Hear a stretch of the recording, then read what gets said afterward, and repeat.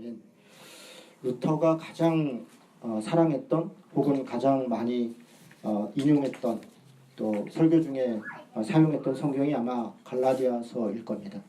루터는 갈라디아서를 통해서 오직 믿음, 오직 은혜, 오직 성경 이런 말씀의 근거를 갈라디아서를 통해서 제시했고요. 물론 로마서를 통해서도 많이 제시를 했지만 갈라디아서야말로 우리에게 대한 믿음의 약속의 성경이다. 또 자유의 대헌정이다. 이렇게 불렀습니다. 갈라디아서가 루터가 당시에 자신이 어떤 행동을 하고 무엇을 선언하고 하는 데 있어서 갈라디아서의 말씀이 그의 근거가 되었고 또 때로 힘이 되었고 또 그것을 따르는 데 있어서 또 힘도 되었던 그런 갈라디아서입니다. 갈라디아서 끝난 다음에 우리가 야고보서를 볼 텐데 또 상대적으로 야고보서에 대해서는 좀 박했습니다. 야고보서를 성경으로 인정하지 않거나 야고보서 자체를 터부시하진 않았으나 그러나 믿음에 있어서 야고보서가 제시하고 있는 행함의 믿음이 마치 그때 루터가 경계했던 율법의 행함, 율법의 행위로 변질되는 것에 대해서 염려했고 그래서 야고보서에 대해서 상당히 많은 이런저런 염려들을 가졌어요.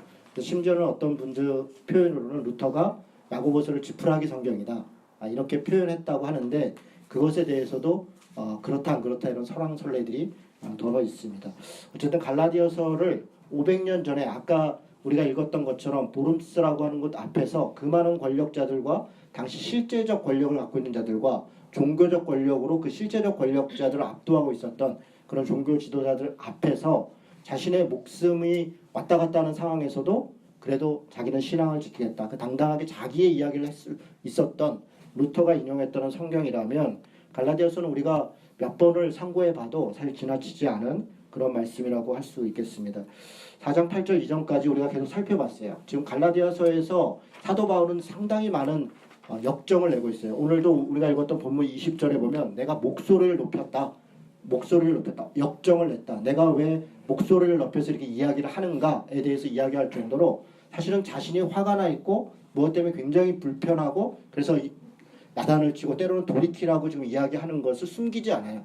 갈라디아서는 그렇게 이 편지글임에도 불구하고 편지라면 감정이 많이 이렇게 추스려진 다음이잖아요. 그러니까 좀 차분차분하게 이게 잘못됐고 이거 이렇다 이렇게 차분차분하게 써도 무방합니다. 사실 많은 사도 바울의 편지가 그렇게 돼 있어요. 그럼에도 불구하고 갈라디아서 굉장히 격양되어 있는 언어를 그대로 사용합니다. 심지어는 저주를 받을 것이다. 심판을 받을 것이다. 그렇게 거침없이 얘기합니다. 우리 지난번에 봤던 것처럼 베드로가 실수하죠. 그 베드로의 실수와 바나바가 따라가고 수많은 사람들이 그것을 따랐던 것을 보면서 그것을 기록하고 면전에서 공박하고 그리고 그것을 기록에 남길 정도로 지금 사도 바울은 상당히 이 문제를 본질적 문제로 보고 있고 이것이 훼손되는 것이 교회를 무너뜨리고 있다. 그리고 교회를 무너뜨리는 정도가 아니라 개인의 신앙의 여러 가지 부분에 있어서 정말 이게 지옥에 갈 수 있다. 하나님 앞에 구원받을 수 없다. 라고 하는 정도의 그런 심각성을 가지고 이야기를 하고 있습니다. 사도 바울은 믿음에 대하여 특별히 믿음의 행위에 대하여 그것이 우리를 얼마나 자유롭게 하는가 또 그 믿음과 자유가 결국은 성령으로부터 오는 것이다. 그러니까 믿음과 자유와 약속과 유업과 성령 이런 것들을 여러 단어를 쓰고 있지만 그것이 사실 다 같은 것이다. 라고 하는 논조로 이야기들을 전개하고 있습니다. 그러면서 오늘 8절부터 이렇게 얘기합니다. 그들이 이제 누군가에 의해서 유혹되어서 잘못된 일을 했는데 그것에 대해서 지난번에 7절까지 상당히 걱정하고 깜짝 놀랐다 이런 이야기를 하면서 그 실제적인 예를 들어요. 너희들이 과연 무엇을 지금 다시 회귀하고 있는가 율법의 행위로 혹은 율법의 행위의 외식으로 가고 있는가를 구체적으로 얘기합니다. 8절에 이렇게 얘기합니다. 너희가 그때에는 하나님을 알지 못하여 본질상 하나님이 아닌 자들에게 종노릇하였다. 언제 그랬다는 거냐면 그들이 사실 하나님을 몰랐다는 게 아니에요. 유대인들은 태어날 때부터 하나님을 알고 있습니다. 물론 이방인들은 처음부터 알지는 못하더라도 그들이 하나님을 알게 됐을 때 하나님을 알았어요. 그런데 그때 너희들이 본질상 하나님이 아닌 자들에게 종노릇하였다. 유대인들에 또 이게 해당되는 겁니다. 그들이 분명히 하나님을 알았지만 하나님을 알지 못하는 자들이 오히려 종노릇하고 있다. 그리고 이제 복음을 알았고 믿음을 알은 다음에 이제는 그러니까 그때는 이제는 사도 바울이 서신서에서 굉장히 많이 쓰는 표현 옛날에 옛사람이 새사람이 되었고 그때는 이제는 이렇게 해서 예수님을 만났고 믿음으로 우리가 구원받은 이전과 이후를 사도 바울은 아주 극명하게 구분시켜요. 사실은 이렇게 구분시키는 이유는 사도 바울 입장에서 또 예수님의 말씀 속에서도 이게 거듭났다는 거예요. 그 거듭났기 때문에 그 이전과 그 이후는 완전히 다르다 이렇게 얘기합니다. 제가 여러 번 말씀드렸는데 성경에 새롭다라고 하는 단어는 네오라는 단어와 카이노스라는 단어가 있다 이렇게 말씀드렸습니다. 네오는 완전히 새로워진 것이고 카이노스는 영어로 얘기하면 리입니다. 변화됐다는 거예요. 그런데 네오를 쓰는 대표적인 게 고린도후서 5장 11절에 있는 새로운 피조물이다. 새 것이 되었다. 이게 네오를 쓰는 거예요. 새 하늘과 새 땅, 소위 우리가 얘기하는 천국, 영원한 하나님 나라에 대해서는 카이노스를 씁니다. 그러니까 변화되었다 이런 단어를 써요. 그런데 우리는 거꾸로 생각하죠. 하나님 앞에 우리가 거듭났다라고 하는 것을 우리는 그냥 좀 변화된 거야. 이전에 내가 조금 달라진 거야. 마음을 다시 먹은 거야. 이런 정도로 생각하고 영원한 하나님 나라 천국에 대해서는 이 땅의 모든 게 다 사라지고 새로운 뭔가가 이루어질 거라는 그렇게 네오를 쓰고 있을 거라고 생각합니다. 아니요. 거꾸로입니다. 지금 이 땅에 우리가 살고 있는 이 모든 것들은 변화될 것이고 변화돼서 완전한 영원한 하나님 나라로 이어질 거예요. 영속될 것입니다. 그런데 무엇이 완전히 새로워졌냐? 우리 존재가 완전히 달라졌다는 거예요. 우리 존재는 네오가 됐어요. 예수님을 만나기 전과 만나기 후에 우리는 새로운 존재가 되었는데 그렇다면 니고데모처럼 우리가 뱃속에 들어가서 다시 태어나야 됩니까? 아니요. 그 얘기를 하는 것이 아닙니다. 니고데모가 생각했던 당시에 가장 지성인이었던 니고데모가 엄마 뱃속에 들어가서 다시 태어나야 됩니까? 라고 생각하는 것이 다시 인간이 태어난다, 다시 새로워진다는 게 이해될 수 없는 거예요. 우리도 똑같은 의문을 가지고 있습니다. 그런데 무엇이 그럼 새로워지는 것인가? 고린도 후서에서는 이렇게 얘기합니다. 세속적 가치에서 세상적인 관점에서 예수 그리스도의 관점으로 성경적 관점으로 우리의 생각이 달라졌다는 거예요. 예수님을 만났을 때 더 이상 우리는 우리를 위해 살지 않고 갈라디아서 5장의 말씀으로 하면 탐욕과 욕심을 십자가에 못 박았느니라. 여러분 갈라디아서 5장 24절에 보면 그리스도 예수의 사람들은 육체와 함께 그 정욕과 탐심을 십자가에 못 박았느니라. 못 박았다는 건 죽었다는 것입니다. 갈라디아서 2장 20절은 내가 그리스도와 함께 십자가에 달려 죽었나니 죽었다고 표현합니다. 죽었으니까 다시 태어난 것입니다. 무엇이 죽었습니까? 우리 육체가 죽었습니까? 아니 우리 육체는 죽지 않았습니다. 여전히 살아있습니다. 그럼 뭐가 죽었다는 겁니까? 우리의 생각이 죽었다는 겁니다. 어떤 생각이 죽었다는 것입니까? 우리의 욕심과 탐심, 우리가 예전에 가지고 있던 우리가 지향했던 가치, 우리가 세속적인 무엇이 되고 무엇을 더 갖고 하려고 했던 그 가치에서 이제는 우리는 그리스도를 따라 성경의 가치를 따라 새롭게 태어난 사람이 되었다. 그렇게 선언하고 있는 것입니다. 그래서 거듭났다고 하는 것은 우리가 새로운 피조물이 된 것이고 새로운 존재가 된 것이고 새로운 가치와 새로운 행동을 하는 사람으로 변화됐다는 것입니다. 그것이 거듭났다는 것입니다. 지금 오늘 사도 바울이 똑같이 그 얘기를 합니다. 그때는 너희들이 오히려 율법 가운데 또 누군가의 종로로서 하였다. 그러나 예수님을 만난 지금은 영원한 자유자가 되었다. 누구의 종로로서 하는 것이 아니라 그리스도와 함께 죽었고 그리고 그리스도와 함께 살았기 때문에 이제는 더 이상 무엇에 종로로 타지 않아도 된다. 이제는 너희가 하나님을 알 뿐 아니라 더욱 하나님이 아신 바 되었다. 하나님을 우리가 알 뿐 아니라 그동안 알았죠. 하나님이 어떤 분인 줄 알았어요. 그것에서 우리가 멈춰 있었습니다. 그래서 날마다 우리가 기도하기를 하나님 나를 만나주세요. 하나님 나를 구원해 주세요. 그렇게 이야기했습니다. 그러나 우리가 하나님을 만났습니다. 하나님이 우리를 아신 바 되었어요. 더 이상 우리는 하나님 우리를 만나주세요. 하나님 우리를 구원해 주세요 라고 기도할 필요가 없습니다. 우리가 하나님을 만난 그 순간 이제 우리의 어떤 감정과 전혀 상관없이 하나님은 우리를 알고 계신 것이에요. 여러분 우리가 전도할 때 이런 이야기를 합니다. 박성규 형제랑 제가 악수를 해보겠습니다. 이렇게 서로 악수를 하죠.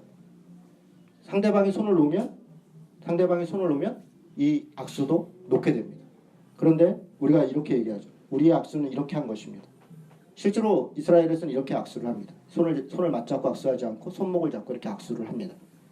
누군가가 손을 놔도 누군가는 끝까지 누군가도 함께 놓기 전에는 놔지지 않는다 라는 이야기입니다. 여러분 하나님과 우리가 만났다는 것은 이렇게 그냥 같이 악수해서 한쪽 손 놓으면 똑같이 손이 놔지는 것이 아닙니다. 우리가 이런 부분도 많은 오해가 있고 착각이 있습니다. 물론 우리의 의지도 중요하고 우리의 하나님께서 우리에게 준 독립적, 인격적 존재인 것도 또 중요합니다. 그러나 그보다 더 중요한 것은 하나님은 우리를 아시고 있고 우리를 택하셨고 또 우리를 그 구원의 길로 붙들고 계시다는 것입니다. 우리가 단지 그것에 대해서 믿음을 저버리지 않는다면 하나님 앞에 여전히 나는 죄인이고 여전히 부족하지만 그럼에도 불구하고 하나님이 나를 사랑하신다라고 하는 그 믿음을 저버리지 않는다면 하나님은 우리를 아신 바 되었습니다. 그런데 어찌하여 다시 약하고 천박한, 여러분 여기 보면 약하다 이렇게 얘기했어요. 율법을 따르는 것은 약한 것입니다. 초등학문인 것입니다. 이것은 약한 것이, 그것으로 구원받을 수 없습니다. 우리가 스스로 율법을 통하여서 무언가를 할 수 있는 존재라고, 우리 스스로가 선을 행할 수 있는 존재라고 착각하는 순간 우리는 속는 것입니다.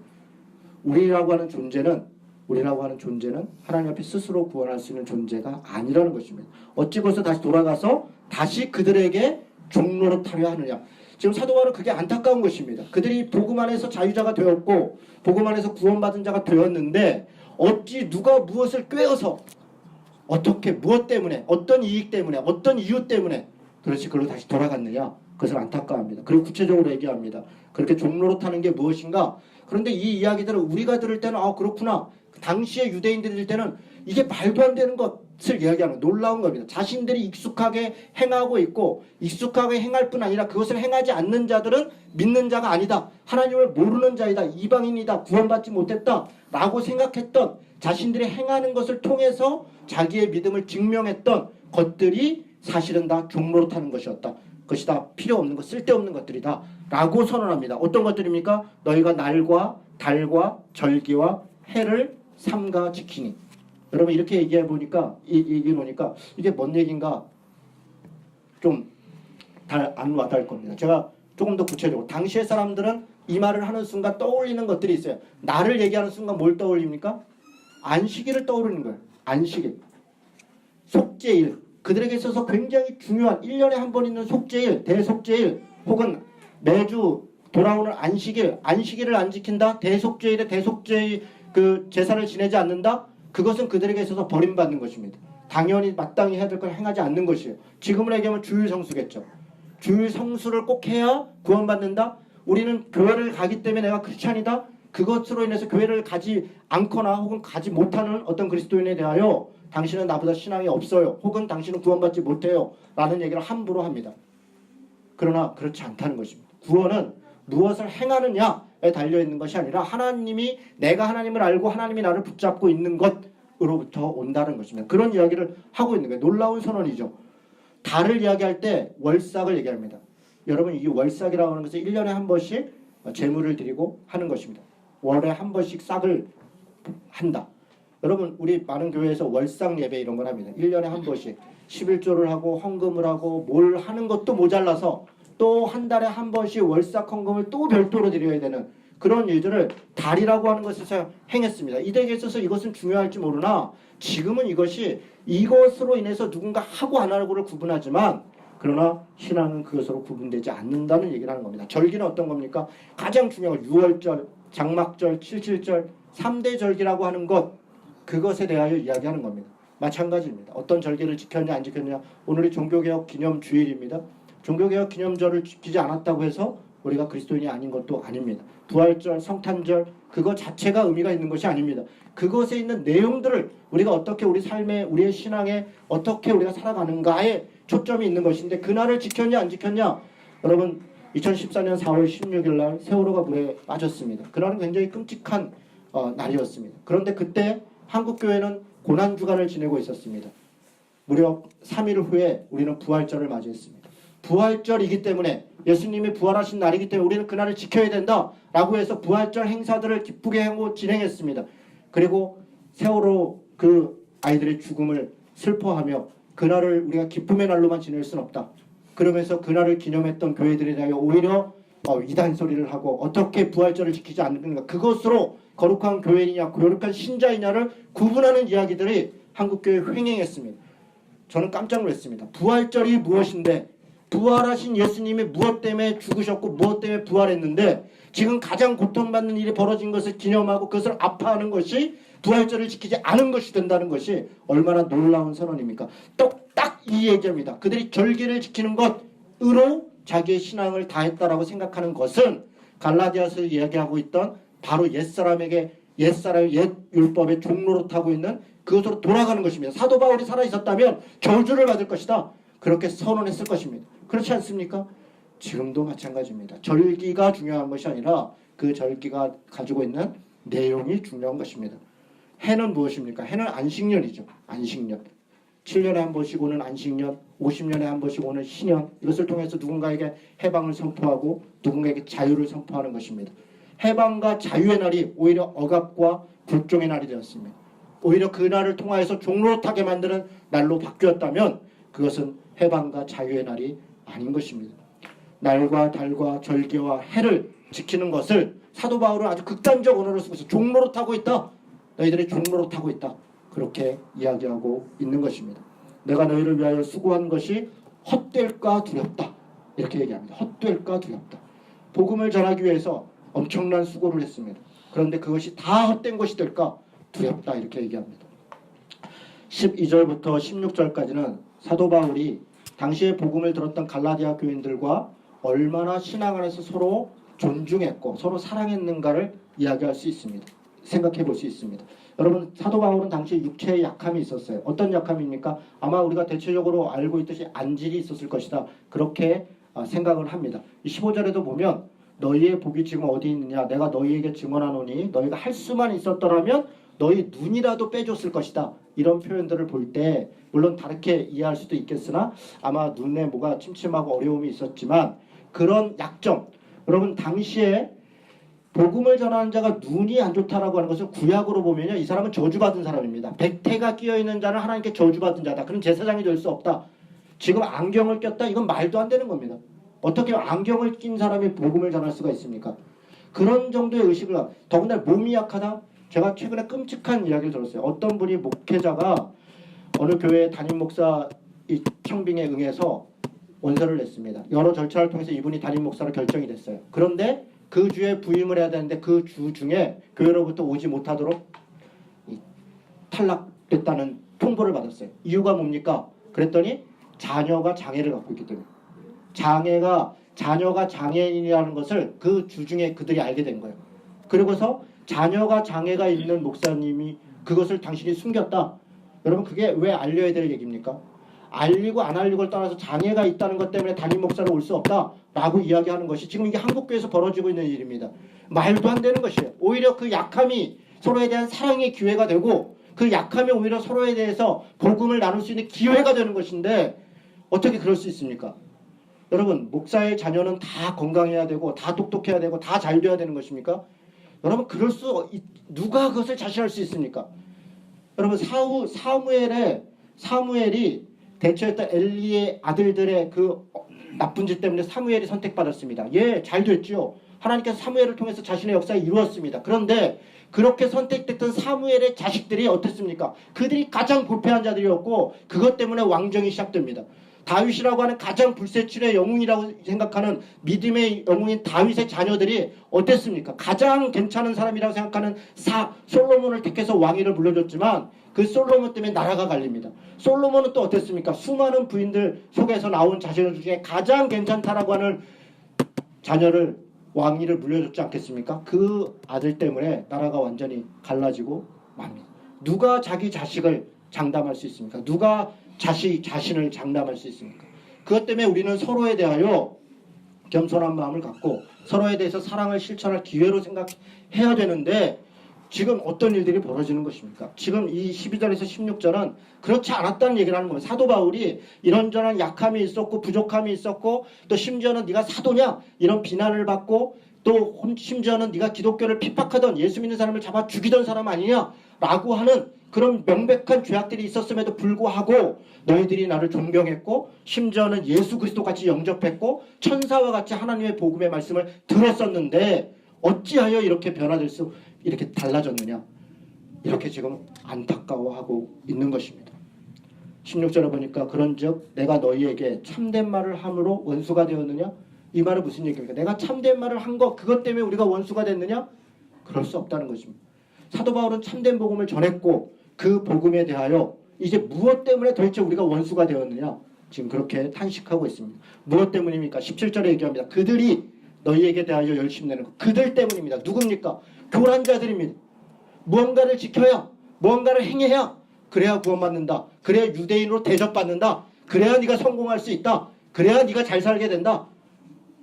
네 자녀를 위해서라도, 네 남편을 위해서라도, 네 아내를 위해서라도, 네 집안을 위해서라도 이렇게 해야 되지 않느냐. 그렇게 감언이설로 합리화로 그렇게 속였던 자들이 있었습니다. 그들은 왜 그렇게 했습니까? 너희에 대하여 열심 내는 것은 좋은 뜻이 아니다. 오직 너희를 이간시켜서 너희로 그들에 대하여 열심을 내게 하려, 자기 자신을 위해서 그렇게 하면서 자기들이 권력을 갖고 자기들이 존경을 받고 자기들이 돈을 받고 그것을 위하여 너희들을 이용했을 뿐이지, 너희들의 영혼을 위하여, 너희들의 삶의 내용을 위하여, 하나님 앞에 어찌 살아야 되는가를 위하여 그런 이야기를 한 것이 아니지 않느냐, 그 얘기를 하고 있는 것입니다. 좋은 일에 대하여 열심으로 사모함을 받음은 내가 너희를 대하였을 때뿐 아니라 언제든지 좋다. 이 무슨 얘기예요? 사실 이게 국어인데 좀 앞뒤말이 좀 애매하기도 해서 이 말이 간단해. 그들이 좋은 것으로 했다면 그건 좋은 것이다. 그런데 지금 무슨 얘기예요? 이건 반어법이죠. 좋은 일로 행한 것이 아니다. 이런 얘기를 하는 것이죠. 나의 자녀들아, 너희 속에 그리스도의 형상을 이루기까지 다시 너희를 위하여 해산하는 수고를 하노니 내가 이제라도 너희와 함께 있어 내 언성을 높이려 함은 너희에 대하여 의혹이 있습니다. 오늘 설교 제목을 혹시 보셨습니까? 오늘 설교 제목은 약속과 자유의 목적입니다. 지금 사도 바울은 하나님께서 약속하신 것은 이러이러한 이유 때문이다. 유업을 우리에게 우리를 상속자로 세우기 위함이다. 이런 이야기를 해왔습니다. 그리고 오늘 우리에게 이런 믿음의 자유, 5장 1절에 보면 그리스도께서 우리를 자유롭게 하려고 자유를 주셨으니 그러므로 굳건하게 서서 다시는 종의 멍에를 매지 말아라. 이렇게 얘기합니다. 이런 약속과 이런 자유를 주신 목적이 무엇이었는가? 왜 복음으로 너희를 구원했는가? 저는 그 이유가 19절에 있다고 생각합니다. 여러분 무엇입니까? 나의 자녀들아, 너희 속에 그리스도의 형상을 이루기까지, 너희 속에 그리스도의 형상을 이루기까지 다시 너희를 해산하는 수고를 내가 하겠다. 이렇게 얘기합니다. 우리에게 복음을 주셨습니다. 그것을 통해서 우리를 하나님의 자녀라고 하는 상속자로 약속했어요. 또 하나님의 성령께서 우리를 자유롭게 하셨고 또 하나님의 뜻을 행할 수 있는 능력과 힘도 우리에게 주셨어요. 왜요? 그 이유가 무엇입니까? 나 잘 되라고? 여러분, 우리는 모든 것을 다 결국 나로 다 치환시켜요. 모든 것을 다 그래서 내가 어떻게 되고, 그래서 내가 어떻게 되고. 여러분, 성경의 가르침은 나에서 남으로, 나에서 하나님으로 그렇게 치환시키도록 우리에게 계속적으로 요구하고 있는 것이에요. 모든 성경의 가르침을 결국은 나 구원받는 것, 내 가족 잘 되는 것, 나 무엇 되는 것으로 치환시킨다면 우리도 똑같이 다시 그때로 돌아가는 것이에요. 종로릇하는 것으로 돌아가는 것입니다. 우리가 뭐 이렇게 조문적인 율법을 지키지 않는다 할지라도 우리 안에는 욕망, 탐심을 십자가에 못 박지 않고 그리스도의 가치를 따라 우리가 사는 것으로 그렇게 우리의 삶이 바뀌지 않는다면 우리도 똑같이 여전히 종교라고 하는 어떤 신앙이라고 하는 종교적 어떤 행위라고 하는 것에 종노릇하는 자가 되는 것입니다. 결국 우리의 신앙의 목적은 우리 자신의 어떠함으로 가는 것이 아니라 너희 속에 그리스도의 형상을 이루기까지, 이것이 목적입니다. 그리스도께서 우리 안에 사는 것입니다. 다시 얘기해서 그리스도의 생각으로, 그의 행동으로 그가 우리 안에 사는 것입니다. 우리가 그렇게 그리스도께서 행하는 것처럼 우리가 그렇게 사는 것, 그것이 목적입니다. 그리스도는 어떻게 사셨습니까? 조롱과 핍박과 십자가의 길을 가신 것입니다. 사실 우리의 삶이라는 것이 그 길을 향해서 가는 것입니다. 우리의 삶이라는 그 길을 향해서 가는 것이에요. 그것이 왜 그렇게 됐습니까? 예수 그리스도께서는 왜 조롱과 핍박과 십자가의 길을 갔습니까? 하나님의 뜻을 이루기 위하여. 내 뜻은 그렇게 하고 싶지 않지만 할 수만 있다면 이 잔을 내게서 피하여 주옵소서. 나는 그렇게 하고 싶지 않습니다. 그렇게 절규했으나 그러나 내 뜻이 아니라 아버지의 뜻이 이루어지기를 원하나이다. 그렇게 기도하고 그 길을 간 것입니다. 우리도 마찬가지입니다. 우리가 그리스도의 형상까지 이르도록 하는 것, 그것은 우리 안에 성령이 역사하시는 것, 그래서 약속과 자유를 주신 것은 우리 스스로 할 수 없기 때문에, 우리 스스로 감당할 수 없기 때문에 하나님의 성령이 결국 그리스도께서 가신 길을, 하나님의 뜻을 이루는 길을 우리를 통하여 가시고자 하는 것이 바로 그 약속과 자유, 성령의 은혜, 능력을 주신 목적이다. 저는 그렇게 믿습니다. 21절부터 30절까지는 약간의 비유가 있습니다. 간단하게 얘기하겠습니다. 제가 하갈과 이삭 이야기를 합니다. 구약을 아시는 분들은 하갈과 사라가 누군지 아실 겁니다. 하갈의 자녀가 이스마엘입니다. 그리고 사라의 자녀가 이삭입니다. 하갈은 왜 아브라함의 부인이 되어서, 사실 부인이 된 게 아니죠. 정식으로 혼인한 것은 아니니까 왜 아브라함으로부터 이스마엘을 낳게 되었습니까? 사실 아브라함과 사라에게 하나님께서 약속을 했습니다. 내가 너에게 그리고 사라를 통해서 하나님의 자녀를 줄 것이다. 그를 통하여 민족을 이룰 것이고 땅을 얻을 것이다. 이미 약속을 했습니다. 그런데 시간이 지났어요. 무려 15년, 16년 이렇게 시간이 지났습니다. 그랬더니 사라도 아브라함도 조급해지기 시작했습니다. 분명히 약속을 받았는데, 분명히 그렇게 하나님께서 말씀하셨는데 왜 15년이 지나도 16년이 지나도 왜 아무 소식이 없는가? 그것을 의심하기 시작했어요. 그러니까 의심 속에서 어떻게 행동했냐면 하나님의 뜻을 내가 이루어드려야겠다. 하나님이 내게 약속하신 것을 내가 이루어드려야겠다. 그렇게 생각했습니다. 여러분, 그것은 자신의 유익만을 위해서 그렇게 반드시 한 것은 아니에요. 하나님께서 약속하셨고 하나님이 내게 말씀하셨으니까 그것을 내 편에서 열심히 이루어드려야 되지 않는가? 그런 나름의 열심을 가지고 사라가 어떻게 합니까? 하갈이라고 하는 몸종 여자를 아브라함 방에다 드립니다. 아브라함은 그것을 알면서도 그와 관계를 합니다. 아브라함도 죄인이었고 사라도 죄인인 것이죠. 그들이 사실은 이게 사라의 죄다? 아니요, 아브라함의 죄입니다. 아브라함이 그것을 거절하지 않았습니다. 그리고 그것이 사라를 통해서 뭔가 또 이루시려고 하는 하나님의 뜻이 있겠지, 이렇게 합리화하면서 그리고 이스마엘을 태어나게 했습니다. 그리고 하갈은 자기의 종이었음에도 불구하고 자기가 아이를 낳았다는 이유로 주인인 사라를 핍박하기 시작했어요. 오히려 무시하기 시작했습니다. 그것 때문에 사라는 원통해했고 그것을 또 아브라함한테 얘기하니까 아브라함은 또 무정하게 하갈과 이스마엘을 내쫓았습니다. 그런저런 일들이 구약에 있습니다. 지금 그 얘기를 합니다. 물론 거기에 쓰여졌던 얘기 스토리와 여기의 해석은 조금 다릅니다. 왜냐? 지금 24절에 보니까 이것은 비유다, 이렇게 얘기합니다. 지금 사도 바울은 그 이야기를 가지고 와서 자신이 하고자 하는 일을 알레고리적으로 비유적으로 좀 설명합니다. 어떤 얘기를 합니까? 하갈로부터 나온 이스마엘은 결국 율법의 자녀였다. 율법을 지키려고 했던, 하나님께서 이렇게 하기로 했다라고 하는 그 말을 지키기 위하여 인간들이 열심을 냈던 그 율법이다.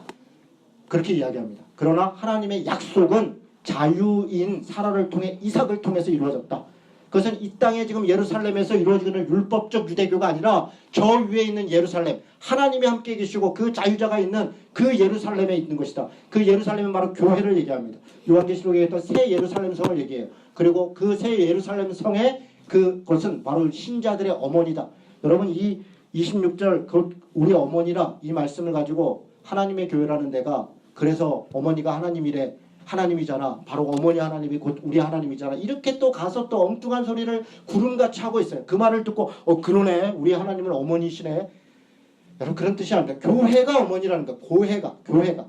그리고 우리는 그 교회의 자녀들이라는 거예요. 하나님께서 새 예루살렘, 위에 있는 예루살렘 교회를 통하여 새로운 약속을 우리에게 주셨고 그 자유를 주셔서 우리로 하여금 하나님의 그리스도의 형상까지 그의 뜻들을 이 땅 가운데 하나님의 뜻이 그곳에 이루어진 것처럼 이 땅에도 이루어지도록 우리를 부르시고 교회를 이루시고 교두보로 우리를 사용하신다. 그런 의미로 이 말씀을 주신 것입니다. 말씀을 마무리하겠습니다. 31절에 보니까 그런즉 형제들아 우리는 여종의 자녀가 아니다. 자유 있는 여자의 자녀이니라. 5장 1절은 같이 한번 다시 읽겠습니다. 같이 읽습니다. 그리스도께서 우리를 자유롭게 하려고 자유를 주셨으니 그러므로 굳건하게 서서 다시는 종의 멍에를 매지 말라. 마지막으로 이 말씀 드립니다. 그렇다면 지금 우리가 하고 있는 예배나 무슨 헌금이나 무슨 전도나 무슨 성경 읽기나 무슨 나를 지키는 거나 다 의미가 없는 것입니까? 예, 의미가 없는 것입니다. 의미가 없는 것이에요. 그 날 자체가 의미가 있는 게 아니라 그 뜻이 의미가 있는 것입니다. 그날을 지켰냐 안 지켰냐가 중요한 것이 아닙니다.